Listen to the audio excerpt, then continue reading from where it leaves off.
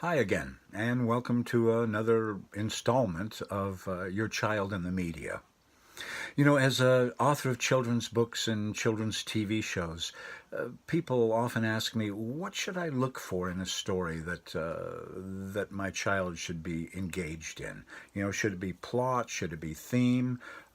Should it be counting the number of bad words? And all those things are important. But I would propose to you that the number one thing is the character, the lead character in the story. Is this a character that you want your child to start to emulate and be like? You know, the sociologists tell us that right now kids are not so concerned about facts and figures, partially because of the internet, partially because of fake information and fake news and what have you.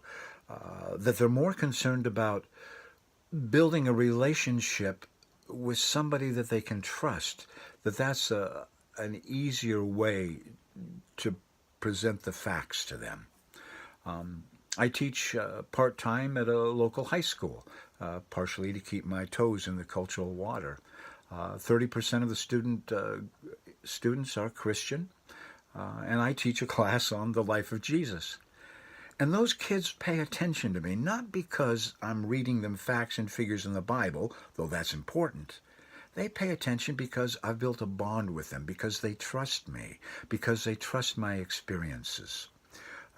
So when I'm writing, that's the first thing I try to do. I try to create a character that your child can connect with, can relate to.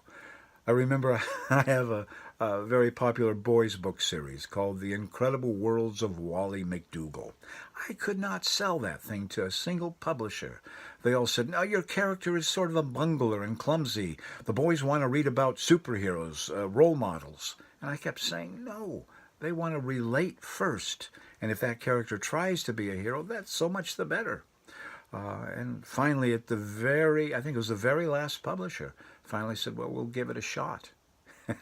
That was 28 books ago, 2.2 million sales ago. Relevant Magazine listed it, I think, as one of the top 5 or 10 books to influence youth over the past decades.